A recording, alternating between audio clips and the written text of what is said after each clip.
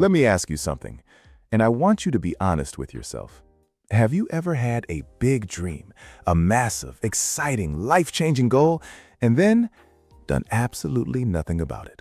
Ooh, wow. Starting strong today, Michael. I mean it, Sarah, because I think most people walking around this planet are secretly ambitious. They want more, they dream bigger, but there's this invisible wall, and on the other side of that wall is everything they've always wanted. And they just never climb over it. Exactly. They just stand there, staring at the wall, maybe taking a photo of the wall, maybe posting it on Instagram. Okay, that's painfully accurate. I've definitely done that. We all have. And today, we're going to talk about that. The gap between being ambitious and actually doing something. Because if you've ever felt lazy, unmotivated, or stuck, this conversation is for you. And if you're learning English right now while listening to this, whether you're driving, cooking, relaxing on the sofa, welcome. You're in exactly the right place. Let's get into it. Okay, so Michael, ambitious but lazy. Is that even a real thing? Like, can someone genuinely be both? Oh, it's absolutely a real thing. And I'd argue it's one of the most common human experiences there is.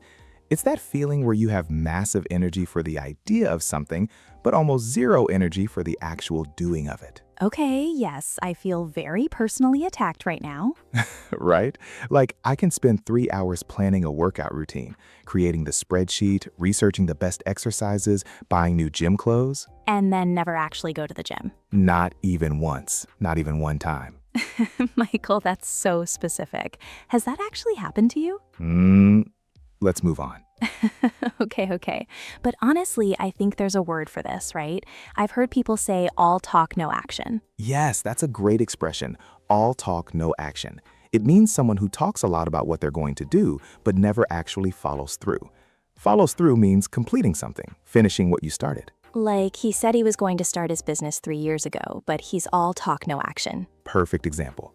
And the opposite, someone who actually does things, we might say they walk the walk, or they put their money where their mouth is. Ooh, I love that one. Put your money where your mouth is. Like, prove it. Don't just say it. Exactly. Stop telling me. Show me. Because talk is cheap. Talk is cheap. Another great one. Words cost nothing. Actions are expensive. They cost time, energy, discipline, discomfort. That's why so few people actually do the things they say they want to do. So why is that? Why are people ambitious but lazy at the same time? Is it just bad character? Are they just weak? No, I don't think it's about character at all. I actually think it's about psychology, about how the brain works. Because here's the thing, the brain is designed to be lazy. Wait, really? Genuinely. The human brain is an efficiency machine. Its main job is to keep you alive using as little energy as possible. So it naturally resists anything that feels hard, uncomfortable, or uncertain. That's actually kind of comforting. So when I don't want to do something difficult, it's not that I'm weak, it's just my brain doing its job? In a way, yes. But here's where it gets interesting. The people who succeed, who actually achieve their ambitious goals, they're not people who somehow tricked their brain into loving hard work. So what are they doing differently? They've learned to work with their brain instead of fighting against it. They understand that motivation is not the starting point. Action is the starting point. Wait, say that again. That sounds important. Motivation is not the starting point. Most people think, I'll start when I feel motivated. But motivation usually comes after you start, not before. Oh, that's actually kind of mind-blowing. So you don't wait to feel ready. You just start and then the readiness comes? Yes. There's actually a term for this in psychology. It's called the activation energy problem. The hardest part is just beginning. Getting off the couch, opening the laptop, writing the first sentence, making the first call. Because once you start, momentum kicks in. Exactly, momentum. Once the ball is rolling, it's so much easier to keep it rolling. The problem is that ambitious but lazy people spend all their time waiting for a magical feeling of motivation that almost never arrives on its own. So they end up just waiting, and the goal gets further and further away. Until one day, they look up and 5 years have passed, and they're still talking about the same dream they had in year 1. That's actually a little sad. It is, but it doesn't have to be that way. Okay, so let's talk about this more, because I think there's another piece to this puzzle. It's not just about waiting for motivation, right? There's something else going on. Yeah, I think the comfort zone plays a huge role here. The comfort zone, such a famous phrase. But what does it actually mean in real life? So your comfort zone is basically the set of behaviors, routines, and situations where you feel safe and in control. No risk, no uncertainty, no discomfort. Like watching Netflix instead of working on your side project. Or scrolling social media instead of studying, or ordering food instead of going to the gym. All comfort zone behavior. And the thing is, those things aren't bad in themselves, right? Rest is important. Absolutely. Rest is important, recovery is important, but there's a difference between intentional rest, like I'm going to relax this evening because I've worked hard all day, and avoidance, where you rest not because you need it, but because the alternative feels scary or hard. Ooh, avoidance. That's a powerful word. So a lot of what we call being lazy is actually just avoiding something uncomfortable? I think so, yes. And the tricky thing is, the brain is very clever at disguising avoidance as something else. What do you mean? Well, for example, have you ever been really busy doing lots of small tasks, but somehow not making any progress on the one big important thing you need to do? Oh my gosh, every single day. Like I'll clean my desk, answer emails, reorganize my bookshelf. And feel productive, right? You feel like you're doing things, but the one thing, the important thing, didn't happen. Yes. What is that called? Some people call it productive procrastination. You're procrastinating, which means delaying the important task, but you're doing it in a way that feels busy and useful, so you don't feel guilty. Productive procrastination. Wow, I am a master of this. I didn't even know it had a name. Most people are. And the reason we do it is because the big, important task is usually connected to something that feels risky or uncertain. Like starting a business, writing a book, learning a new language. Exactly. Those things involve vulnerability. They involve the possibility of failure, and the brain absolutely hates that. So it says, hey, why don't you just clean the kitchen instead? That feels safe, that feels productive, and you won't fail at it. The brain is sneaky. The brain is incredibly sneaky, and understanding this is the first step to breaking the cycle. So how do you break it?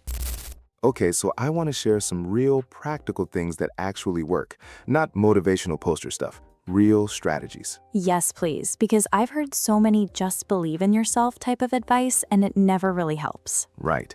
Belief without action is just daydreaming. So here's the first strategy. Shrink the task. Shrink the task, meaning make it smaller? Way smaller. Embarrassingly small. Like instead of, I'm going to write a book today, you say, I'm going to write one paragraph. One paragraph? One paragraph. Because here's the thing. Ambitious people set massive goals, which is great, but they also set massive daily targets. And when the daily target is too big, it feels overwhelming. And overwhelming leads to doing nothing. Every time. The brain looks at a massive task and goes, nope, too much. Let's watch YouTube instead. But if you shrink it, if you make the entry point so small it feels ridiculous, the brain can't really argue. Like, I'm just going to open the document and write one sentence. That's it. Exactly. And what almost always happens? You end up doing more than one sentence. You almost always do. Because once you've started, once you've crossed that activation energy threshold, momentum takes over. Suddenly you've written a page or 2 pages because you just needed to start. So the trick is lowering the bar to get started. Not lowering the quality, just lowering the entry barrier. That's a perfect way to put it. Lower the entry barrier. The bar for starting, not for finishing. I love that. What's the second strategy? Second strategy, eliminate the decision. Decision fatigue is real. Decision fatigue? Yes. Every decision you make during the day uses mental energy, and by the evening, your decision-making ability is basically exhausted. That's why willpower tends to be stronger in the morning. Oh, is that why people always say things like, I'll start tomorrow morning, because they genuinely feel more capable in the morning? Partly, yes, but also because they're procrastinating. Fair enough. So the strategy is to remove decisions in advance. Plan what you're going to do the night before. Decide your one most important task before you go to bed. So when you wake up, there's no decision to make. You already know what you're doing. So you're not wasting morning energy on deciding. You just start. Right. And another version of this is building habits and routines, because a habit is basically a decision you made once that now runs automatically. Like brushing your teeth. You don't think about it. Exactly. Imagine if your most important work felt as automatic as brushing your teeth. That sounds amazing. How do you build that? Repetition, consistency, doing it at the same time, in the same place, in the same way every day. Eventually, your brain stops treating it as a big deal, and it just becomes part of your routine. So ambitious but lazy people are essentially fighting their own unpredictable moods. and the solution is to create systems that don't depend on mood. Perfectly said. Systems beat motivation every time. Motivation is unreliable. Some days you have it, some days you don't. But a system runs regardless. Wow. Okay, this is honestly changing how I think about this whole thing. What's the third strategy? Third strategy, protect your energy, not just your time. Explain that. Most productivity advice focuses on time management. Use your time well, schedule your day, don't waste time. And that's all valid. But the real bottleneck for most ambitious but lazy people isn't time, it's energy. Because you can have a free afternoon, but if you're mentally drained, you're not going to do anything useful anyway. Exactly. You're just going to sit there staring at the wall, scrolling your phone, and feeling guilty. I've had many of those afternoons. We all have. So the question isn't just, do I have time for this? It's, do I have energy for this? And that means thinking about what drains your energy and what restores it. What drains energy? Like social media, negative people, too many meetings? All of those, yes. Chronic stress, poor sleep, eating badly, alcohol, constant low-grade noise, notifications, messages, emails, all of it chips away at your energy throughout the day. And when your energy is gone, your ambition goes with it. Because ambition requires mental fuel. It requires clarity, focus, and the emotional capacity to push through discomfort. If you're running on empty, none of that is available. So it's almost like self-care is actually a productivity strategy? It really is. Sleep especially. Sleep is the single most powerful performance-enhancing thing a human being can do, and it's free. And yet people brag about not sleeping. Oh, I only slept 4 hours. Like, that's impressive. Right? I hustle so hard I forget to take care of my basic human needs. That's not ambition. That's just chaos. Okay, so shrink the task, eliminate the decision, protect your energy. Anything else? One more, and this might be the most important one. Connect to your why. Your why. Your reason for doing it? Yes, because here's what I've noticed. When people feel lazy or unmotivated, it's often not because they're actually lazy. It's because they've lost connection to the reason they wanted the goal in the first place. That's so true. Like at the beginning, you're so excited about something, but then weeks go by and the excitement fades. The work gets hard and you forget why you cared. And at that point, without a strong why, the brain just says, this is too hard. This isn't worth it. Let's stop. So what do? You remind yourself constantly. You write down why this goal matters to you. Not just the goal, the reason behind the goal. Not, I want to lose weight. Why do you want to lose weight? What will that give you? More energy, more confidence, better health for your kids? The deeper reason. The emotional reason. Because logic rarely gets us out of bed, but emotion is fuel. Wow, that's actually really powerful. Logic informs, emotion motivates. That should be on a poster somewhere. Put that on a poster, Michael. Okay, I want to talk about something a little deeper, because I think all the strategies in the world can only get you so far if there's something more fundamental that hasn't changed. Which is what? Your identity, how you see yourself. Explain that. So here's the thing. We tend to act in ways that are consistent with the story we tell ourselves about who we are. If you see yourself as a lazy person, if that's part of your identity, you will unconsciously act in ways that confirm that identity. Oh, like a self-fulfilling prophecy. Exactly. If you say, I'm just not a motivated person, that belief becomes a permission slip to stay exactly where you are. Because if it's just who you are, you don't have to try to change it. Right, it feels fixed. Like, that's just me. I'm a procrastinator. I'm terrible at following through. I always start things and never finish them. I've definitely said those things about myself. Most people have. And the problem is, the more you say them, the more true they become, because you're programming your own subconscious. So what's the solution? Just lie to yourself and say, I'm a super motivated person when you're not? Not quite. It's more subtle than that.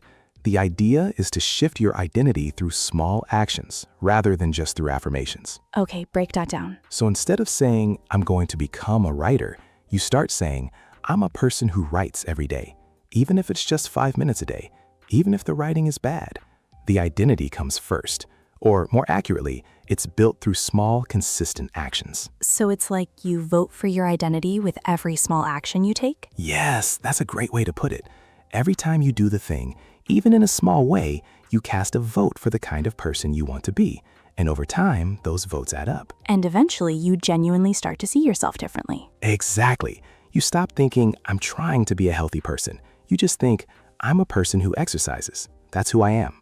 and it becomes almost effortless to maintain because it's now tied to your sense of self. Whereas before, every time you had to exercise, it was a struggle because it didn't feel like you. It felt like you were performing a role, pretending, fighting your natural instincts. That makes so much sense. So it's not really about discipline in the traditional sense. It's about who you believe yourself to be. That's where the real game is played, in your identity, not in your willpower. This is genuinely one of the most interesting conversations I've had about this topic. And I feel like there's a huge English learning parallel here too. Oh, absolutely. Say more. Well, how many people say, I'm just not good at English. I'm not a language person. My brain doesn't work that way. So many people. It's one of the most common things I hear. And that belief probably stops them from even trying. Or they try for a while, and as soon as it gets hard, they think, see, I knew it. I'm just not good at this. And they stop. They give themselves an out. The identity becomes the excuse. But if they shifted that identity, if they started saying, I'm someone who is learning English, I'm a person who practices English every day, even if it's just listening to a podcast. Then every time they listen to this podcast, they're casting a vote for that identity. Every time they look up a new word, they're reinforcing who they are. And eventually, fluency. Not because they were naturally good at English, but because they became someone who does the work. Beautifully said. That's the whole game, honestly. You know what? I just want to pause for a second because if you are listening to this right now, wherever you are, whatever you're doing, this is already you doing the thing. This is the small action. This is the vote. That's right. If you found value in this conversation today, just hit the like button. It genuinely helps this channel reach more people who need this kind of content. And subscribe so you don't miss our next episode. We put out conversations like this regularly. We talk about real topics in real English, and the goal is always the same. Help you understand natural spoken English and feel more confident in your own communication. Okay, back to it. Because I want to talk about something that nobody ever mentions when it comes to ambition and laziness. Ooh, what's that? The role of comparison, and specifically how social media has made the ambition-laziness gap so much worse. Oh, this is gonna be good. Go ahead. So here's the thing. Humans have always compared themselves to others. It's a natural social instinct. We look at the people around us and try to understand where we stand. Right, we've done it since the beginning of time. But historically, you compared yourself to maybe a few dozen people. The people in your village, your neighborhood, your town. That's it. And now? Now, you compare yourself to 8 billion people simultaneously in real time. And specifically, you compare yourself to the highlights of other people's lives. Because nobody posts their failure. Nobody posts themselves crying on the bathroom floor because they haven't made any progress. Right. You see someone's business success, their body transformation, their beautiful house, their seemingly perfect relationship. And your brain, your clever pattern-seeking brain says, why don't I have that? What's wrong with me? They're my age and look what they've achieved. And then you feel either depressed or weirdly motivated for about 10 minutes. Exactly. You get this sudden burst of, I need to change my life right now. And then nothing happens. Because that kind of motivation is emotional, not structural. It burns out fast. So comparison actually makes procrastination worse? In a lot of cases, yes. Because it creates this huge gap between where you are and where you think you should be. And that gap feels so enormous that starting feels pointless. They're already so far ahead, what's the point? And that feeling? That's hopelessness. And hopelessness is the death of ambition. That's such a real experience. I think so many people feel that and don't have the words for it. They just know they feel bad when they look at Instagram. And the antidote isn't to never look at other people's success. It's to change what you're comparing. What do you mean? Stop comparing yourself to other people. Start comparing yourself to your past self. Who were you 6 months ago? What did you know? What could you do? What conversations could you have? And if you're better now, even slightly, that's real progress. That's the only comparison that matters, because you're not competing with anyone else. You're competing with the version of you that existed yesterday. Yesterday's you. I love that framing. And the beautiful thing is, you will always beat yesterday's you if you just show up consistently. You don't even have to be great. You just have to be slightly better, slightly more knowledgeable, slightly more practiced, slightly more confident. And over time, those tiny improvements compound. Compound, great word. Like compound interest in finance, small gains that add up to massive results over time. 1% better every day. 1%. That's all it takes. 1% better than yesterday. Not 10%, not 50%. 1. And anyone can manage 1%. Anyone. Even on your worst day, even when you're tired, stressed, overwhelmed, you can find one small way to move forward. Okay, I want to do something fun. because throughout this conversation, we've used so many great expressions and phrasal verbs, and I know a lot of our listeners are here specifically to pick up on natural English. So can we go through some of them? Absolutely, yes, let's do it. Okay, first one. You said follow through. What does that mean exactly? Follow through means to complete something you started, to actually finish the thing. She said she would apply for the job, but she'd never follow through. It means she never completed the action. You can also say follow through on something, like he always follows through on his promises. Exactly. Very natural in everyday English. Next, all talk, no action. All talk, no action. Someone who speaks a lot about their plans or ideas, but never actually does anything. He's been talking about starting a business for years. He's all talk, no action. You might also hear a similar expression, actions speak louder than words. Yes, actions speak louder than words. What you do matters more than what you say. A classic. Okay, what about kick in? You said momentum kick in. Kick in means to begin to take effect, to start working. Once the medicine kicks in, you'll feel better. Or once the habit kicks in, it becomes automatic. It's very natural and very common. I love phrasal verbs like that. They sound so native. And the more you use them naturally in conversation, the more fluent you sound. That's the goal. Okay, run on empty. Running on empty. This comes from a car analogy, when a car runs out of fuel. So when a person is running on empty, they have no more energy. They're exhausted. I've been working 12-hour days all week. I'm running on empty. Very vivid, very easy to imagine. That's what makes it stick. Good expressions always paint a picture. Okay, one more. Self-fulfilling prophecy. Self-fulfilling prophecy. A belief that causes itself to become true because of your behavior. So if you believe you'll fail, you don't try hard, and then you do fail, which confirms your original belief. The belief created the outcome. And it works the other way too. If you believe you can succeed, you take more action and you increase your chances of success. Exactly, which is why your mindset, the way you think, is so foundational. It sets the stage for everything else. Sets the stage. Another great expression. Like it creates the conditions for something to happen. Her early experiences set the stage for her later success. Yep, prepares the ground, creates the conditions. Okay, I want to talk about one thing that has genuinely changed things for me personally, and that's accountability. Oh, yes, such an important piece. Because I can set the most beautiful goals. I can write them down, create systems, shrink the tasks, connect to my why. But if nobody knows about my goals, it's so easy to quietly give up. Right. When you fail in private, there's no consequence. You just move on, pretend it never happened. But when you tell someone, a friend, a partner, a community, suddenly there's a social element. You don't want to let them down. You don't want to have that awkward conversation where you explain why you gave up. And it's not even about shame. It's more about the fact that sharing a goal makes it feel more real, more serious. It becomes part of your social identity too. I'm the person who's learning English. I'm the one who's starting a business. I'm the one who's getting fit. And your community reinforces that identity. They check in, they ask about progress, they celebrate small wins. Celebrate small wins. I think that deserves its own moment, because I think ambitious people are terrible at celebrating small wins. So terrible, because the big goal is always in the distance, right? And until you reach it, nothing feels like enough. You finish chapter 1 of your book, and instead of thinking, that's amazing, I wrote a whole chapter, you think, but I still have 19 chapters to go. And that mindset is exhausting. It means you're never satisfied. You never get to feel the joy of progress. So what should people do instead? Acknowledge the small wins, consciously and intentionally. Stop and say, okay, I did this today. That counts. That matters. Because your brain needs that feedback.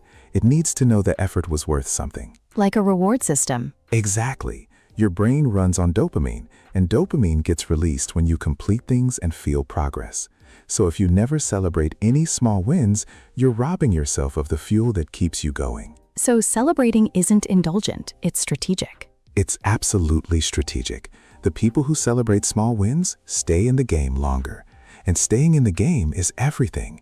Consistency over brilliance every single time. Consistency over brilliance. I want that framed on my wall. Put it right next to done is better than perfect. My wall is going to be full of things from this conversation. Okay, let's bring our listeners into this conversation now. Because this isn't just something you listen to. It's something to think about, reflect on, and practice with. Right. So here's a question for everyone listening. Can you think of one goal you've had for a long time that you've been putting off? Just one. Hold it in your mind. And ask yourself, why haven't you started yet? Is it because you're waiting to feel motivated? Is it because the task feels too big? Is it fear of failure or fear of not being perfect? Or have you started but then stopped? What was the moment you stopped? And here's a really important one. What does your identity say about this goal? Do you see yourself as someone who achieves this kind of thing? Or do you have a hidden belief that it's not really for you? These are powerful questions. And if you want to practice your English at the same time, write your answers in the comments. In English, don't worry about being perfect. That's right. The comments section is your speaking practice zone. If you write one comment in English today, that's a vote for the identity of someone who uses English actively. And we genuinely read your comments. We love hearing from you. Okay, I want to bring up one more thing that I think is really important. And it's something that I personally struggle with a lot. Go ahead. Perfectionism. Because I think a lot of ambitious people are also perfectionists.